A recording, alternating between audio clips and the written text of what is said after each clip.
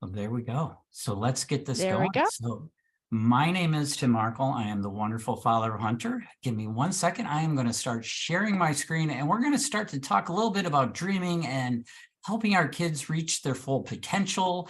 And a lot of that has to do with what I call living on hunter time.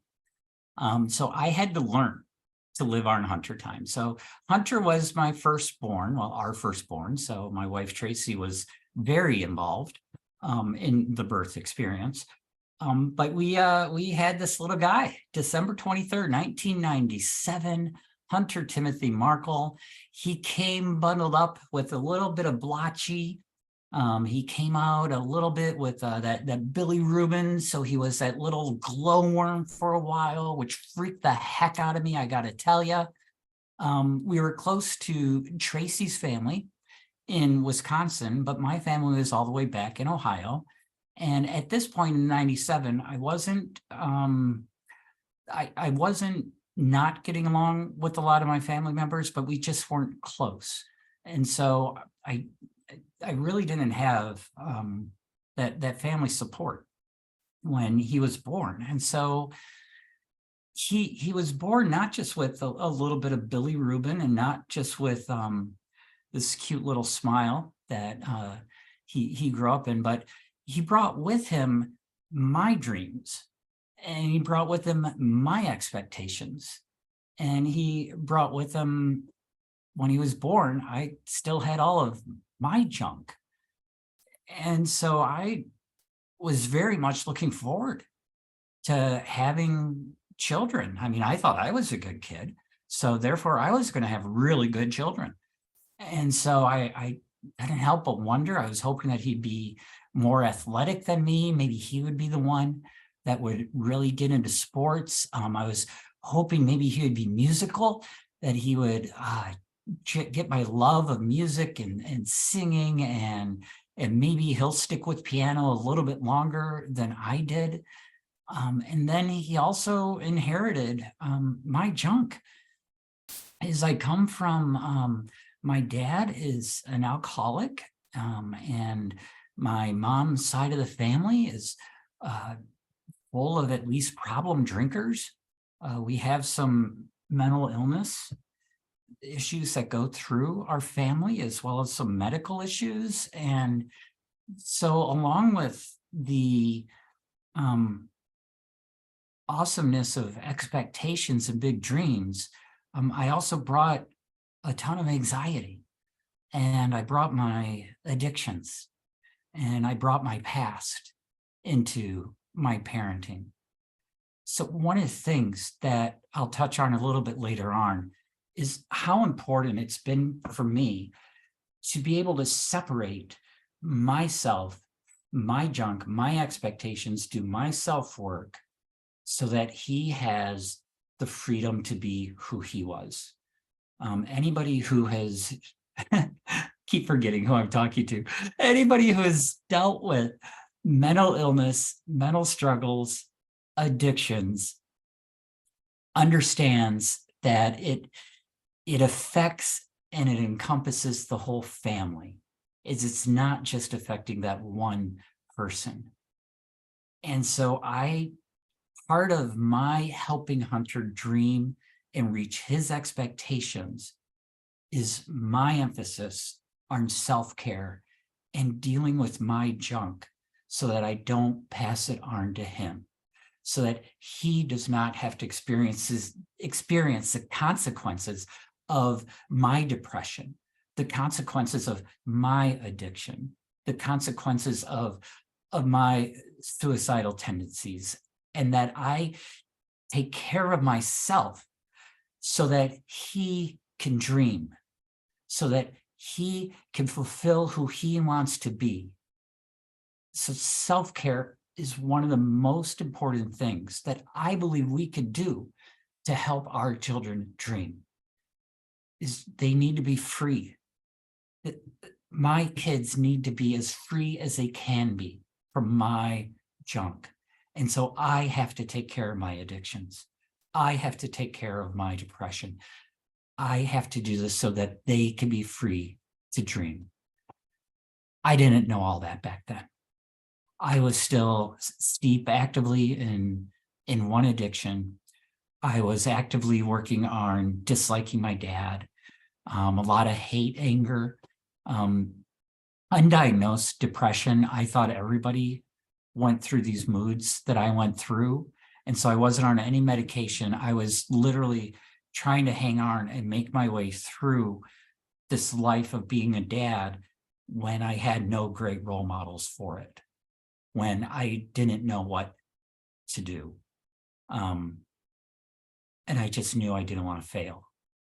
I just didn't want to fail. And so it was rocky. Helping him dream was really rocky growing up because it started with myself. Well, at 1 year old, you could tell he was just this adorable little kid. He was inquisitive. He was hard to understand. We have family members who, as he was getting words, were just like, I don't understand a word he's saying. And so we didn't register any of that because he was our kid. He was my firstborn. Everything that I could tell was going on splendidly well and right along the way that it's supposed to go. And my pediatrician didn't tell me anything different. He just sort of said, well, he's little for his age. He looks like he may be on his own growth chart, but it's okay. He's growing in the right direction. And so we didn't worry. We just loved on him and played and did everything we could to be good parents. My wife is amazing, and she is trained as a preschool early educator. And so she was phenomenal with him. And I learned a lot from her about how to interact, not only with him, but also then with his little sister that was born 3 years later. And it was when she started to grow and we saw a different growth trajectory that she had in comparison to where he was, that all of a sudden we're like, hey, maybe they're just a little bit different. And then we had a great friend who had that courageous conversation and said, I got to tell you, I've watched your kids grow up. Our kids grew up together. And she's like, I'm a little worried about Hunter. And I think that maybe you should consider having him tested through the school system. And so we did. And that was Hunter's introduction to early childhood. And he had a little bit of an attitude about him. He was definitely overall a very compliant child, but he would have these emotional down times, and he would have these, he was an emotion little guy. And so we had to learn how to deal with that. At the same time, again, remember, I'm dealing with my own junk, and I'm dealing with this marriage, and I'm dealing with this infant, and I'm trying to find my way in the world, and I'm not the most mentally healthy at this time that I could have been. So I was very thankful for the early childhood specialists. We ended up then moving to Madison for, or as Hunter would tell you, we then did something else to mess him up. It's the way that he puts it in his conversations. And we put him into public school at Sandburg Elementary, and that was fantastic. And before this, he was in kindergarten with his mom, first grade at a small private school, second grade at a small private school. They loved him. He got along with his friends. They understood him. He would say inappropriate things, and they would let him know that he shouldn't say them, but they did it in a way that it was okay. And they didn't take offense. And he wasn't thought of as that different. Well, that all changed when he got to public school. And all of a sudden it was all about, oh my gosh, we got to have him tested, and we have to define him as something, and he should do what everybody else is doing. And it was one teacher that just really set him off the rails, that just insisted that all children do the same thing. And so his homework got overwhelming. His being in school got to be overwhelming. And this is when he will tell you that he started to be anxious. that he started to feel like he couldn't do anything, that he was going to be a failure, that he couldn't make anybody happy. And happiness, other people's happiness, was really important to this kid. He talks about having his friends and that he had friends. But I got to tell you, when we would drop by to visit him or to watch on the playground or to school events, it wasn't what I would expect friends to be. But I was placing my expectations of what I thought he needed as friends. As I wanted him to be in the middle of that crowd. I wanted him to be accepted. I wanted him to throw that football around and play that kickball and do all these things that I thought he needed to do to be happy, instead of checking with him about what he wanted to be happy. The best example I can give you is they would play football, just toss the ball around, a couple of teams, and he had no desire to catch, throw, run with the football. He had a fantastic time running up and down the sidelines, talking about what was going on the field. Well, Jimmy is running really, really fast, and oh no, Sam caught up with him, and now he's down, and he would have a great time. And I would be, well, don't you want to play? And we do this later when video games were introduced to everybody. I'm like, come on, Hunter needs to have a chance, and force him to play some of these games that he didn't really want to, but I thought he should be included. Whereas he was very happy watching them and talking to them as they're going through things, and he was excited with them, and he was as involved in the game as if he was actually playing it. And his friends could feed off of that energy as they played. So I had to begin to adjust what I thought he needed as friends to what he actually wanted as friends, and to how he wanted to be friends. We took a big step and enrolled him in karate, mostly because he was having this mind-body spatial relationship issue, which is probably genetic, not from his mom. So we put him in karate, and one of the first things we had to tell the instructor is you need to place your hands on him, and you need to put his body in the position that you want it to go, because his brain and his muscles are not communicating very well at this point. So karate did a few things for him. Number one, it gave him another opportunity for a set of friends with a common activity. And he actually found friends through karate. And he went to, he may not get invited to birthday parties at school, but he got invited to birthday parties with his karate friends. And they would do tournaments together. And there would always be somebody cheering him on and growing his confidence. And that was really important. Now, did he excel off the bat? No. Did he ever excel? In his own right, yeah, he grew as much, if not more, than so many of those other students, because he had to learn discipline. He had to learn how to move his body. He was always smaller because he would be with kids his age and stuff, and even some of the younger kids. So when they would spar, he was very defensive, never going after the person, but just very defensive. And I literally think he made it through sparring. I don't know if he ever enjoyed it until his black belt test. And all of a sudden, when he was going for that black belt and he had that opportunity to earn that black belt, he all of a sudden was the most aggressive I've ever seen him in sparring. And did he win? No. Oh, no. No, he didn't win, but he didn't sit back in his defensive posture. He brought his energy to it, and he came alive in that as well as the rest of the testing. And he earned that black belt. And I look back on that, I'm like, Tim, never sell him short. He has so much going on inside of him that you don't see, you don't know when that's going to come through. Keep giving him opportunities to shine and to be the kid that's in there. Don't allow what I see to influence who he is.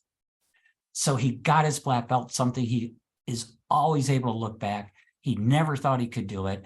Then he started to believe himself, and it's still a marker that we have in his life. And so we have certain markers that when he gets down on himself and he begins to think, I can't, we remind him of when he did and how he pushed through and how it wasn't easy and how there were times he wanted to quit and he wanted to give up. But we helped him to push through. Were there times where I wanted to give up? Heck, yes, there were. Was this a sacrifice to keep him going and going and going and sometimes forcing him? Yes, it was. It was hard, but we could see the benefits that were coming because he wasn't going to get that through school. Well, he ended up coming back around his junior high years, but we moved back to Stoughton. And my wife decided at that time, and I agreed with her, that it'd be a wonderful chance to see what homeschooling would look like for our kids. With her being a fantastic educator, we thought maybe this would be best for them. And the school system was going through a little bit of turmoil at that point. So he ended up being homeschooled for a couple of years, and then he chose to go to Wisconsin Virtual Academy to do online high school. So we were still educating him. We were still figuring things out. By this point, he was in special education starting in 3rd grade for speech. His speech was slowly coming along. It took a while for him to be where he is. And now he's a pretty good speaker if you've ever heard him. But it was basically speech therapy, a little bit of occupational therapy for a while. He never got a medical diagnosis for autism, but he did have this diagnosis of anxiety and of depression, and he had gone through counseling and got some basic skills. And we encouraged that. We knew what the counselor was working on, and so we would be able to help implement so that it wasn't just something that was going on in the office, but we helped him use those tools in school. We helped him use those tools at home. We helped him use those tools at family celebrations, which could be kind of hard for him at times. He managed to get through high school, graduate with a diploma. It was fantastic. Other things that we did was we tried to keep him connected to virtual school by going on field trips. He went to homecoming. We got him involved in 4-H. That's him with his grandpa putting together a woodworking project. And so then when he graduated, we were done for a while. We were tired. He was exhausted because it was just push, push, push. It was the fighting over, if it wasn't math, it was over English. And this is all I want to say. So why do I have to write more? Because the assignment is 3 paragraphs. You can't just do 3 sentences. And trying to find ways to get him engaged in writing, which was a struggle for him. He loved to read, didn't really like writing. Math was kind of a struggle for him. The thing that he loved was history, and so he tried to keep tying stuff back into history. When he graduated, we're sitting there going, do you want to go to college? He's like, no, I want to enter the workforce. We're like, when do you want to do that? He's like, I don't know. And we're like, that's fine. Let's just all breathe for a little while. One of the things that we learned that was important that helped us out was we needed to take a little bit of a break every so often in his trajectory. The way that I put it is that graduation was a time where we figured out how not to get stuck in the should-be's of society. Those should-be's are awful. These just little stinging insects that just fly around, and they should. They just should all over the place. Well, he should be going to college. Well, he should have a job. He should be doing this. He should be doing that. And back in grade school, we learned that this education train doesn't stop. It goes on from 2nd to 3rd grade to 4th grade. And there's these new expectations each year. And he was never there. He was always this couple years behind. And that's when we started to talk about hunter time. That he'd be able to do most things, but he was never doing everything. Nor could he. because of who he was. And so we had to stop listening to the should-bes. And so we protected him as people are just like, well, why aren't you going to college? Why don't you have a job? It's like, he is going to take a break and we are fine with this. We're done with these should-bes, that he should be doing this, he should be doing that, that we should be doing this, we should be doing that. No, he is a unique individual. He is on his time. He is on his schedule. We'll do our family our way. Thank you so very much. It came with a cost, though. I got so used to wanting to let him be him that I got a little bit disconnected from him. And I didn't interact as much as I could, because then you know that when you take a break from one thing, there's a million things that fill up that space. So I did not consciously stay as connected with him as I should have. And that led to some issues. After some time, he did enter the workforce. That is where we discovered that he may have some problems with his lungs. Oh, he has problems with his knees. Oh, then he got double vision. And so not only do we have this guy that has some emotional stuff, we're still thinking he's probably autistic.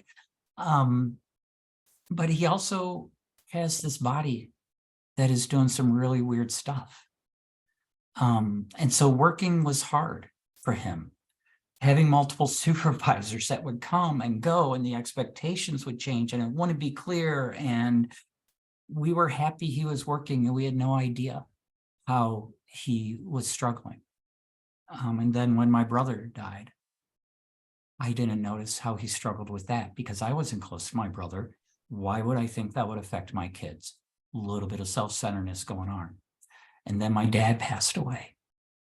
And he used to go with me to see my dad as I grew in my relationship with my dad, as I grew in forgiveness and reestablished this relationship with him. He would come and we'd take him to Fort Meigs and his history love and these military gaming days. We'd stay with my dad and stepmom, and they got to be really close. And I never took his grief into consideration during my grief. And so we lost a connection, and he felt like he was alone dealing with his grief.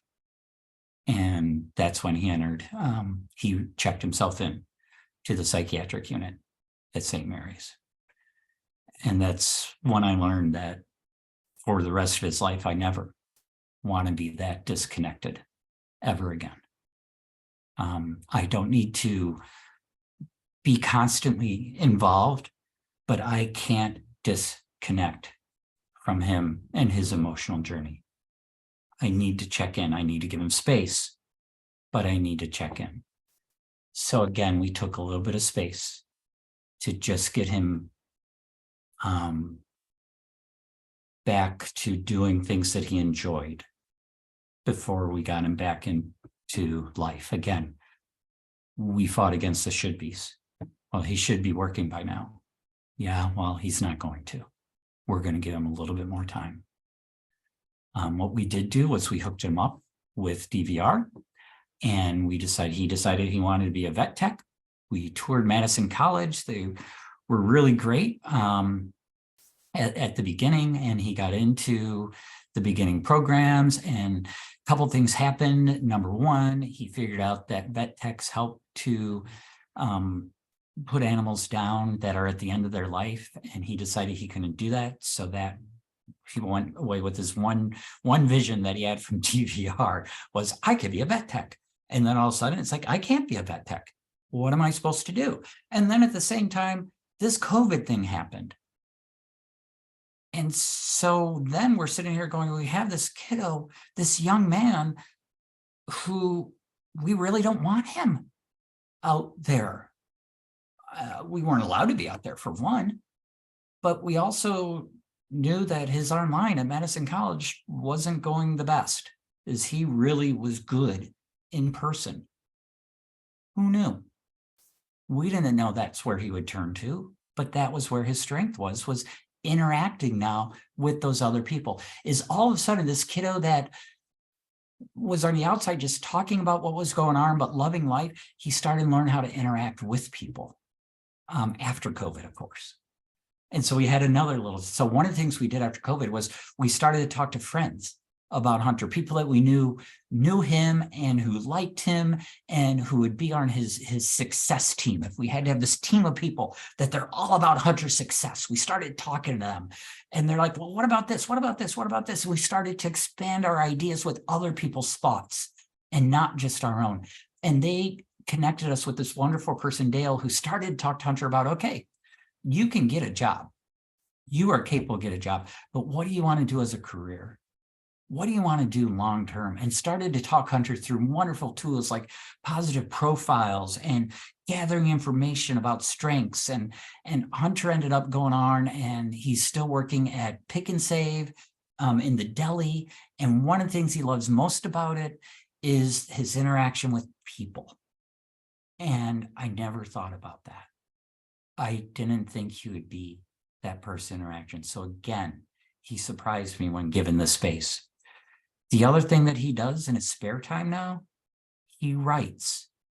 The same kid that I cannot tell you how painful it was to write 3 paragraphs for school. And now he's down there writing all sorts of stories and letting his imagination run wild and putting them down onto paper. I don't understand half of it. It's fan fiction, something, I don't know what it is, but he does it and he loves it and it helps him. Again, surprised the heck out of me.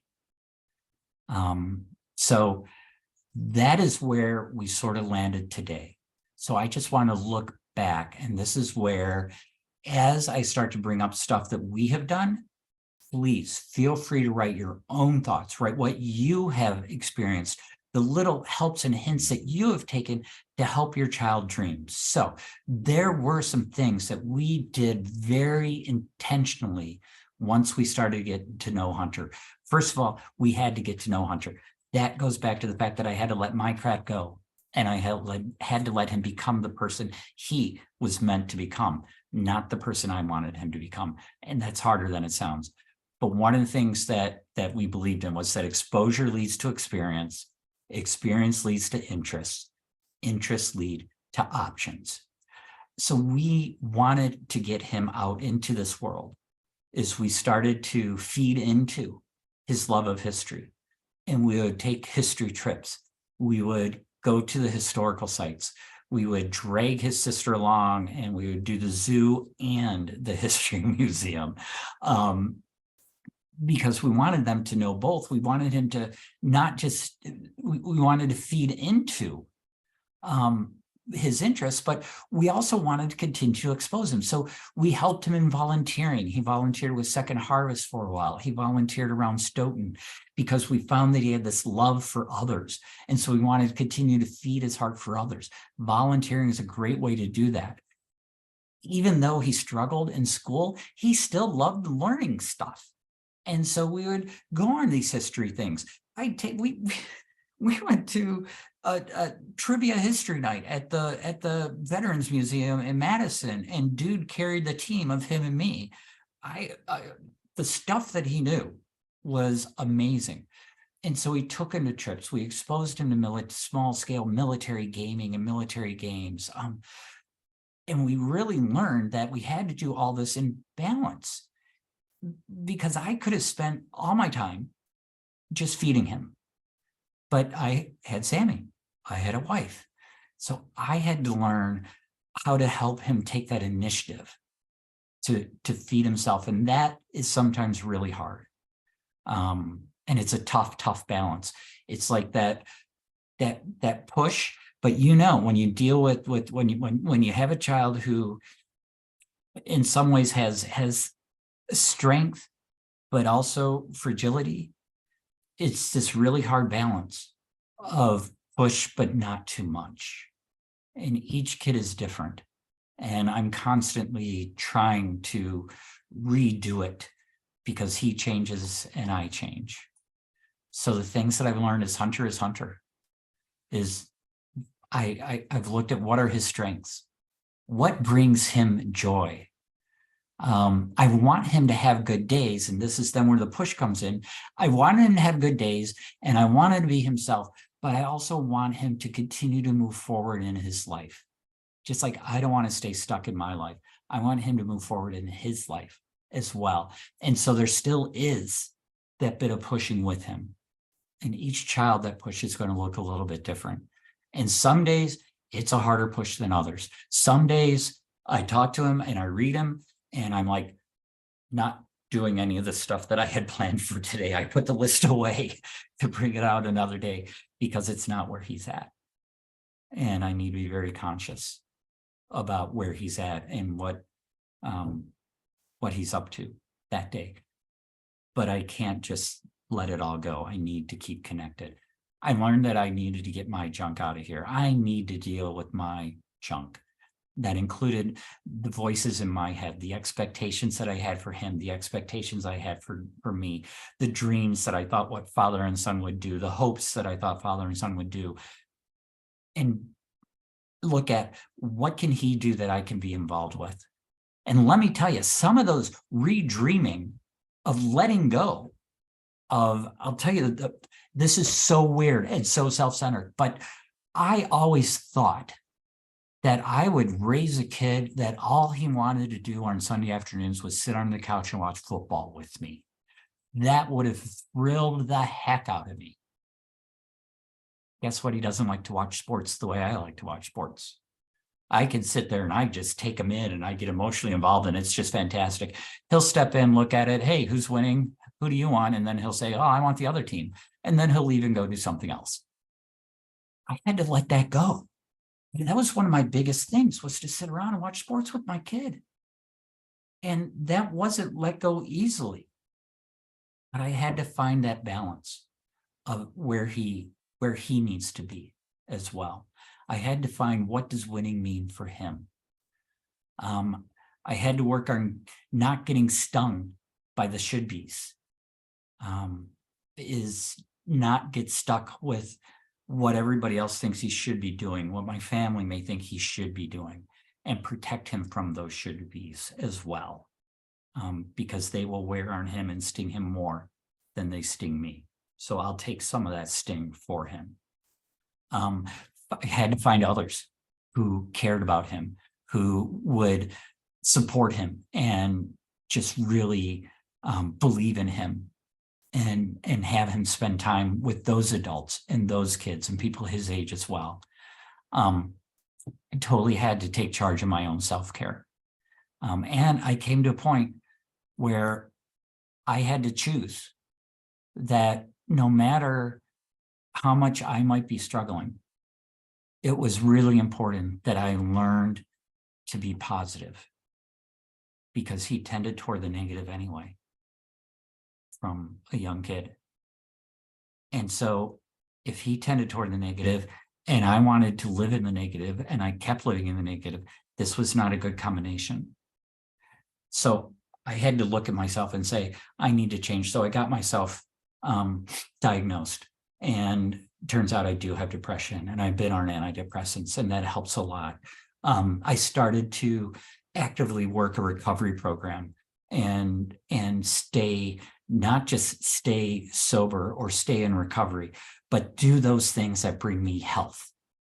Do those things that make me mentally present, that keep me in the positive. Because if I am in the positive, if I am choosing joy, that will filter down to the people in my life, like my kiddo.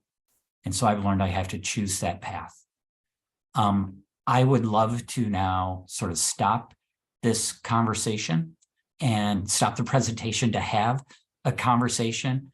But for you guys today, I decided to go out and find a should-be. And so thank you. Do amazing things. Don't let the should-bes win. Don't get stung by the should-bes. That's the best I could do, Lauren, with the clip art that I had available. I'm not an artist. I'm not a graphic designer, but that's my impression of a should-be. So I want to stop sharing.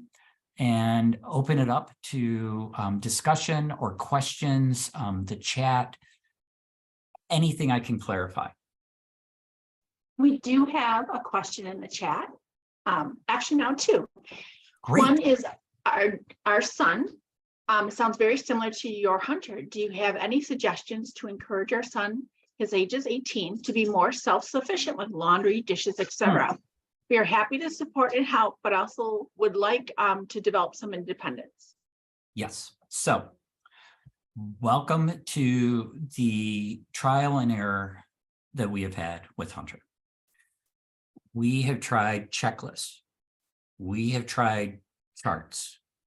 We have tried, you're going to lose your awesome room in the basement if you don't learn how to pick this crap up. And I got to tell you, it's been a little bit of all of them, and nothing has worked entirely. So what has worked? What we have done to help him become more independent. He does now do his own laundry with prompts. He now is pretty good with his chores with prompts. We hope that there will be, and there are. So what blows my mind as a parent is the fact that this kid, there are times where the garbage can is brought back, the garbage is taken out, there's recycling is not overflowing, and his clean clothes are hung. I'm like, hallelujah, we did it. And then the next month, the garbage will be overflowing, the trash can will sit at the curb for 2 days, and I don't know what changed. And so I'm a big fan of gentle reminders. And so I gently remind him. And so right now he's down, he has his room is in the basement. And so we have to go by his room to get to our laundry room. So he can't hide anything. And so we have these gentle reminders where I'm just like, Hunter, look around. Yeah, what do you need to do? And so that's the first thing, is instead of telling him what I saw, is I started to try to figure out what is he seeing? Because gosh darn it all, I learned that there's things that I was seeing that he wasn't seeing. Now, could he have been lying to me? Absolutely. So I had to learn to ask him, what do you see? To see if he saw the junk. Does he see the clothes? Is he aware of what's going on? And so work through that awareness, helping him to be aware of what the expectations are. And then it just may be prompting. He may need someone for the rest of his life that's going to prompt him. I don't know. Am I hoping one day he totally gets it? Yeah. But I also know that, hey, I'm not perfect either. And there's things that my wife still prompts me on. You will come into my house, and sometimes this desk chair will not be wheeled out of the aisle where it should be so that people can walk around the table. So she prompts me, Tim, could you push in your desk chair? So it's the same prompting we give Hunter. Hunter, you really need to take a shower. And then we say, when are you going to do that? And we make him choose when. And we then follow up. I made the mistake the other night and I didn't notice he had taken a shower. So I'm like, so you didn't take a shower last night? He's like, yes, I did. And my wife's like, he did. I'm like, oh shit. So I got to be careful too. But point out, make sure that I know what he sees, what I'm seeing, prompt and follow through. Let him choose the time and the when. We're working on him right now on trying to set aside certain times of the day to do stuff that is not his computer.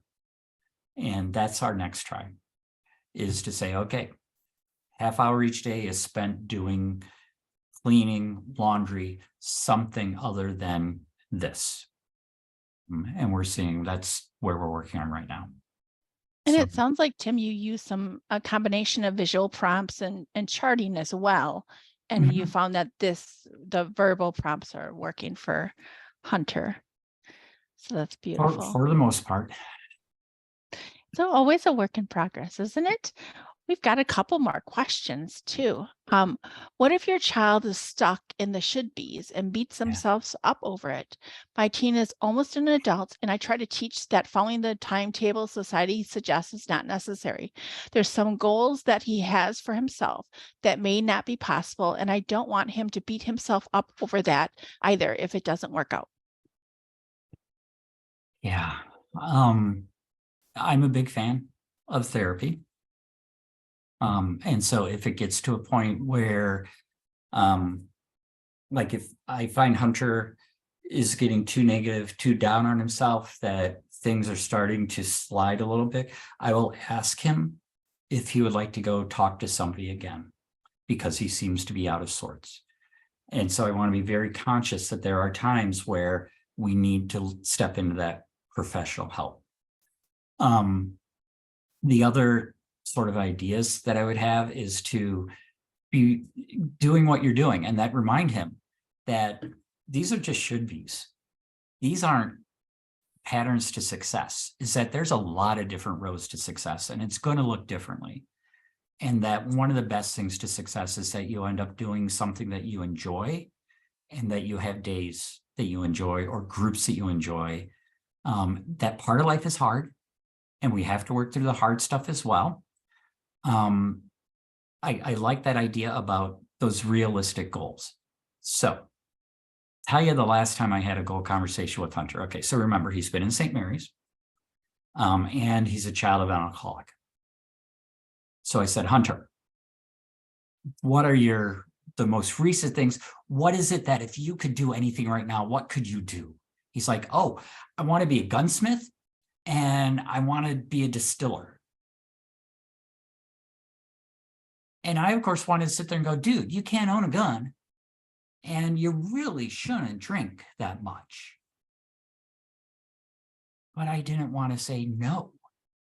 And so I'm like, okay, what do you know about these things? What do you know about these goals? Well, I watch them on YouTube and it seems really cool. Okay, great. How can you learn more about gunsmithing and distilling? Well, I could go to the library, I could get some books out on it. I'm like, that's a great idea. Do you know anybody that we may be able to contact that maybe you can job shadow? Oh, yeah. Because I very much believe that when he is exposed to things, he then makes the decision whether it's not going to work or not, just like he did with the vet tech. So allow for some failures. Allow them to try things and not succeed at it. Be there to help support them, but don't be the one that says, no, you can't. Be the one that says, hey, how can I help you try? And then if it doesn't work out, okay, what next? What are you going to do now? What else are you interested in? What else would you like to try? That's just where we're at with him right now. So he is working on doing some research on gunsmithing and distilling. And I can't wait to take him out to a distillery sometime, and so that he can actually learn the science that's behind distilling. Because there's some science involved in that. That's awesome. Thank you, Tim. We have another question. How do you push your child to grow? Like learn how to drive or get a first job when it causes them severe anxiety. Taking that next step, whatever it is, will help with growth, but how to balance it with anxiety, I don't know. All right. So what we did was again, we worked with the should be's. Okay. 16, you should be driving and you should have your temps and you should do so many hours of behind the wheel and then you should get your license. And then it's all well and good. Okay. That was not going to be Hunter. We arranged with the driver's ed guy to give him some extra hours. We never told him when he should get his license by. We let him drive on his temps until he was comfortable in that car. And it wasn't until he was comfortable that he then started to take the test, which he promptly failed 3 times. Guess what? So does Dad. I was not a very good driver in the beginning. There's arguments. whether I'm a good driver now or not, but we're not going to talk about that. You can have a disagreement. It's okay. So he renewed his temps. We never pushed him to get his license. We let him get comfortable. We started with having him, well, I mean, just starting drive around and backing up and parking and all this stuff. It took a lot of time.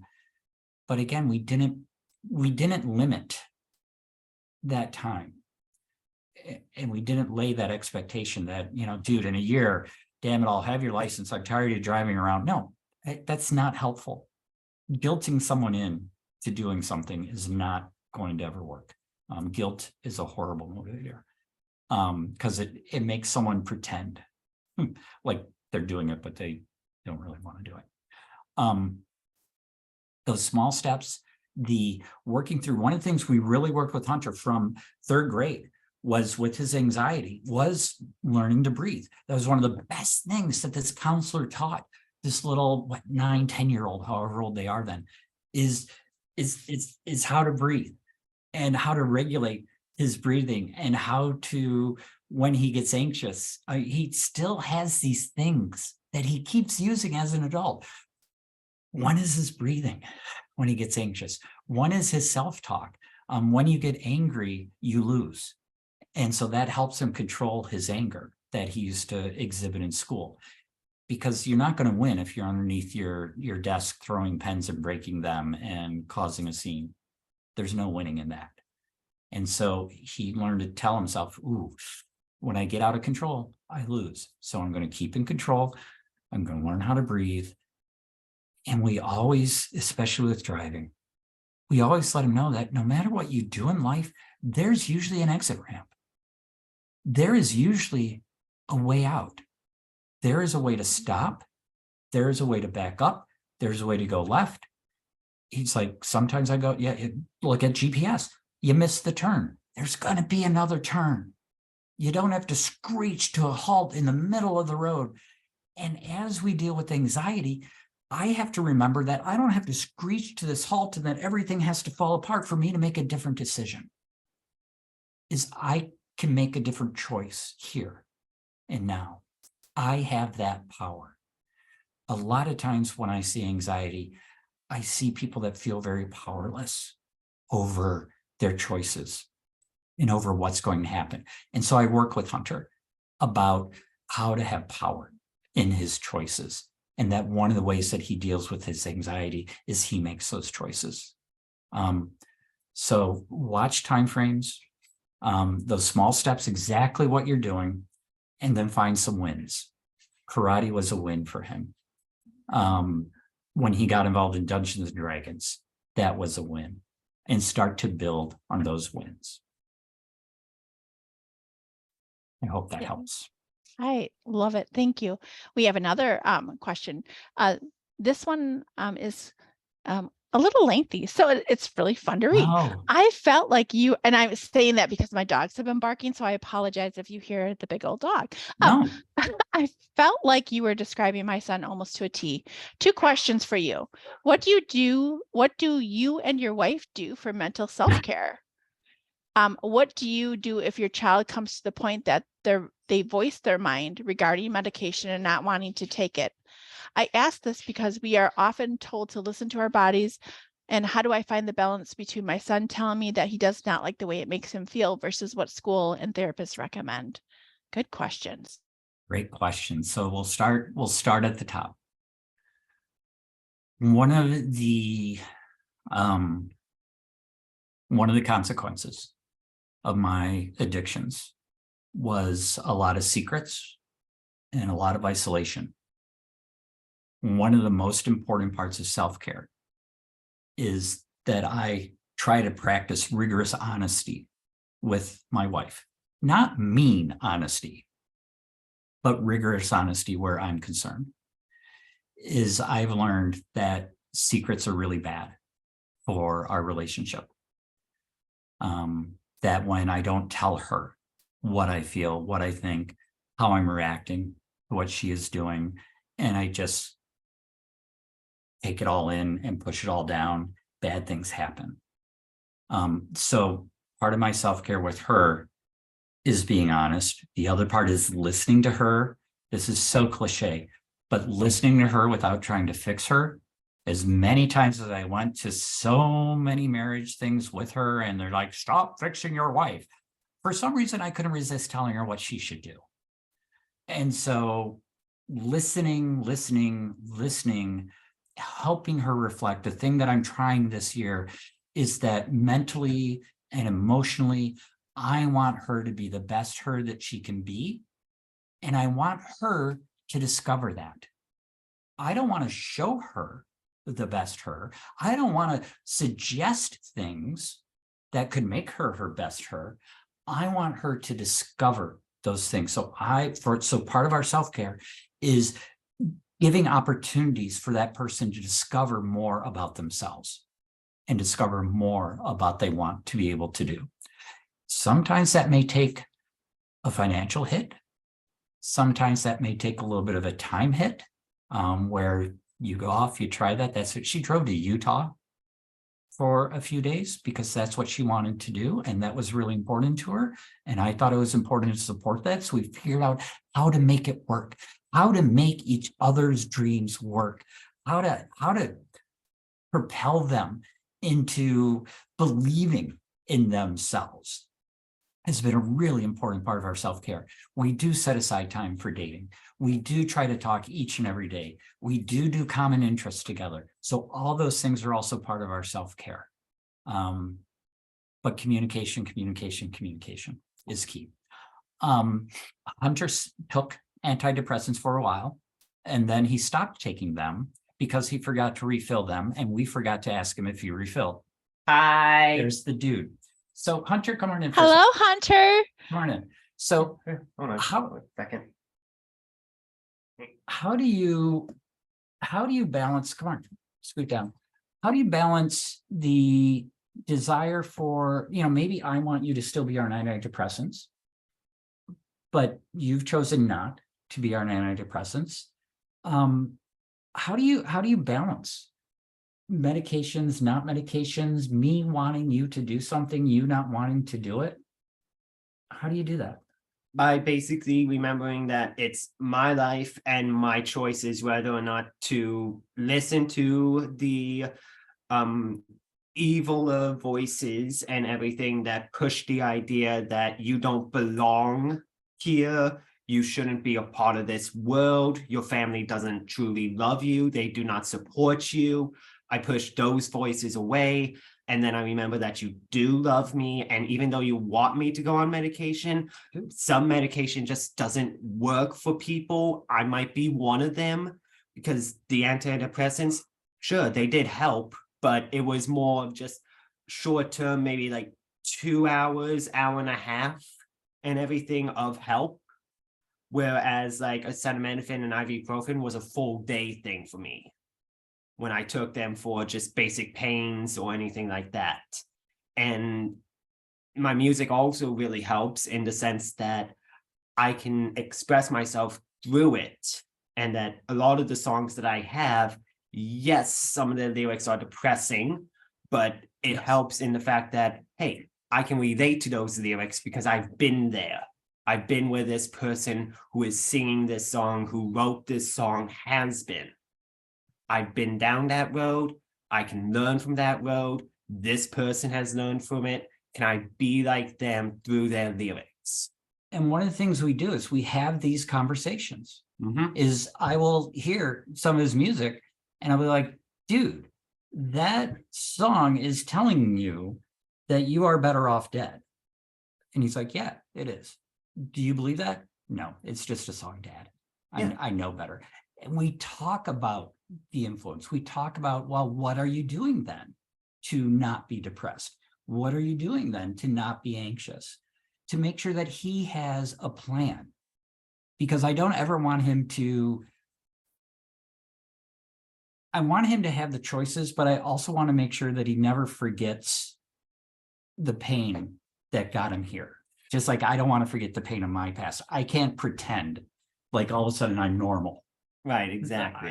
That I can go take a drink or whatever it may be. I can't. And so it is that balance of his choice while reminding him of my point of view as well. Mhm. But in the end, it's his choice. Yep. And you are completely and utterly welcome, Shayla. And we also have another comment that says, thank you so much for sharing your story. It makes me feel like I am not alone in this journey, and I really needed this today. Yeah, Oh, no, you're never alone. You will never be alone walking this journey. Just find people who understand you and understand the road you're walking. They are the best people you can have. In your Beautiful. Hunter, you're amazing. Look at the hearts coming up too now. What a way, what a thought. What a beautiful family. all right. Any other questions, comments? I think we're see right about at the none. end of our Yeah, time. we're right at time, and we sincerely thank you. We did record this, so we will I'll let Tony do her magic on that end. Thank you so much for joining us, and thank you for sharing your story. Have a Oh, great day, everyone. It helps me. Thank you for being here, people. Thank you so much for being here. It's Bye-bye. always a pleasure to see you. Bye-bye.